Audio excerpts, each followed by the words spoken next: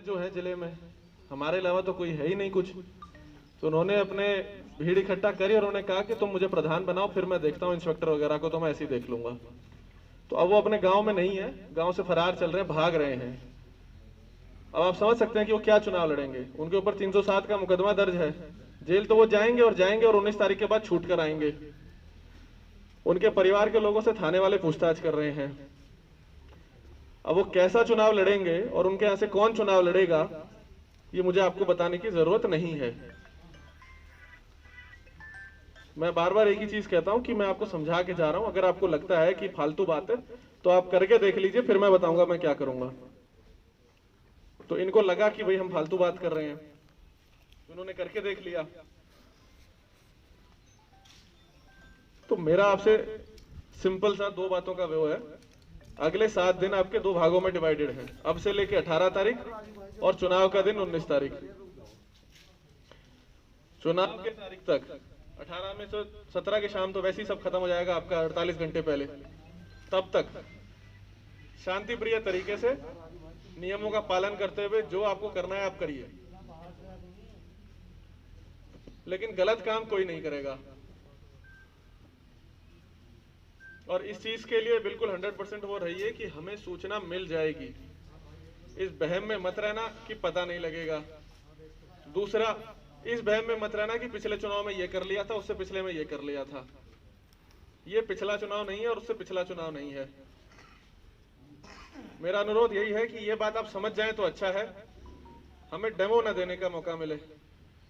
Demo तो हम दे देंगे, लेकिन उसमें आपका चुनाव निपट जाएगा। हमारी किसी से कोई व्यक्तिगत समस्या नहीं है।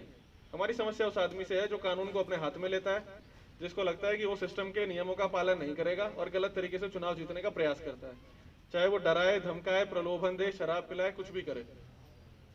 इनमें से किसी भी प्रकार से यदि आपको लगता है कि आप चुनाव जीत लेंगे, तो मैंने आपको कहानी बताई थी है, जीतना हारना तो बहुत दूर की बात है, आपको पता भी नहीं लगेगा कि आपके चुनाव में हो क्या रहा है। दूसरी चीज है 19 तारीख, अपना वोट डालिए और घर जाइए।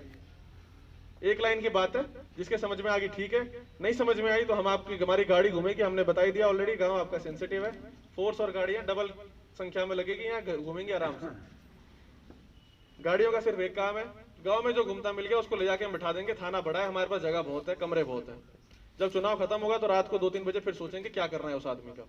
तब तक तो हमारे पास टाइम ही नहीं है। इतना जरूर है कि ले जाके पुलिस की सिक्योरिटी में बिठा देंगे। तो जिसको खातिरदारी का शौक है वो घूमता हुआ मिल जाए 19 तारीख को। प्रत्याशियों के लिए खासकर वो है कि भैया अगर आप जाके बैठ गए थाने पे तो तुम्हें पता ही नहीं चलेगा तुम्हारे चुनाव में क्या हुआ। इसलिए इस बहम को निकाल दीजिए कि उस मोहल्ले में जाके देख लें कि वहां कौन वोट देने आ रहा है, वहां से कौन वोट देने आ रहा है, और लोगों से पूछ रहे हैं कि भैया तू क्यों वोट देने आ रहा है, अपने घर को जा। या खड़े होकर देख रहे हैं कि 4 लड़के खड़े कर दिए, देख रहे हैं कि भैया हाँ यहाँ से इतने आ रहे हैं, यहाँ से इतने आ रहे हैं, यहाँ से ये आ रहा है। तो ये कहानी अगर आपके दिमाग में हो तो कृपया इसको छोड़ दें,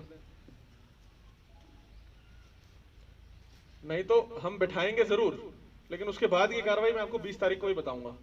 अभी से बताऊंगा तो डर जाओगे, तो 20 तारीख को बताऊंगा मैं। लेकिन 19 तारीख को अपना वोट दीजिए और अपने घर चले जाइए। हम पे भी काम है, आप पे भी काम है। ये वाला काम हमारे लिए थोड़ा फालतू है, लेकिन करने में कई बार जरूरी हो जाता है। मत करवाइए, शांति प्रिय तरीके से चुनाव लड़िए, तमीज से चुनाव लड़िए, ऊट पटांग काम मत करिए। ऐसा काम मत करिए जिससे आपका चुनाव ही खतरे में पड़ जाए। आपने तो दिमाग लगाया कि इससे 4 वोट फालतू मिल जाएंगे, 5100 वोट है, सारे ही हाथ से निकल जाएंगे 4 वोट के चक्कर में, या 400 वोट के चक्कर में, या 40 वोट के चक्कर में, पूरे के पूरे निकल जाएंगे। आराम से और तमीज से लड़िए, हमें कोई समस्या नहीं है आपसे। गांव के जितने लोग हैं, मैं हर जगह ये बात कहता हूं, चुनाव आपका है, हमारा काम है निष्पक्ष चुनाव कराना। गांव में आपको रहना है 5 साल। आपने किसको कैसे चुना आज तक मुझे उससे मतलब नहीं है, आपकी जिम्मेदारी, आपकी मर्जी।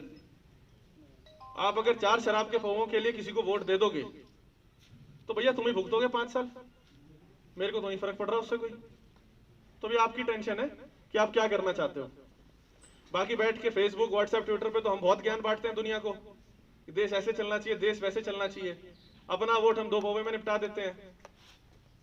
तो बाकी आपका गांव है, आपके गांव में काम करेगा प्रधान, आपका प्रधान है। ये मेरे को बताने की जरूरत नहीं है कौन सही है कौन गलत है। आप भी इसी गांव के, वो भी इसी गांव के, बचपन से इसी गांव में रह रहे हो, तुम्हें पता है कौन सही नीयत का है कौन गलत नीयत का है। और जिंदगी का सिंपल सा फंडा है, जिसकी नीयत खराब है उसकी नीयत खराब है। जो अभी ठीक नहीं है वो आगे भी ठीक नहीं होगा। जो अभी से शराब पिला रहा है, जब वो सिलेक्ट हो ही जाएगा, जब वो बन ही लेगा, तो तुम क्या उखाड़ लोगे उसका? तब तो वैसे ही नहीं सुनने का तुम्हारी, वो अपने आदमियों की सुनेगा जो उसके खास है। जो आदमी पहले ही ये डिवाइड करके बैठा हुआ है दिमाग में कि ये इसका, वो मेरा, ये तेरा, ये तेरा, वो बाद में क्या करेगा? वो बाद में भी अपने ही आदमियों का काम करेगा ना। जिस आदमी के मन में पहले ही भेदभाव है, चाहे जाति के आधार पे हो या धर्म के आधार पे हो, वो बाद में क्या काम करेगा? बाद में भी उसी आधार पे काम करेगा वो। पर आपको बताने की जरूरत नहीं है, आप ही के गांव का प्रधान प्रत्याशी है, आप खुद चुनिए किसको चुनना है आपको, ये आपकी जिम्मेदारी है। इससे नुकसान भी आपका है, फायदा भी आपका है। हमारी जो काम है वो मैंने आपको बता दिया। चुनाव लड़िए, तमीज से लड़िए। कोई समस्या है, बूथ पे सभी अधिकारियों के नंबर है, आप फोन करके बताइए। कोई आपसे ये नहीं पूछेगा कि आप कौन बोल रहे हैं, कहां से बोल रहे हैं। आपकी पहचान हम पूछेंगे नहीं, गोपनीय रखना तो बाद की बात है।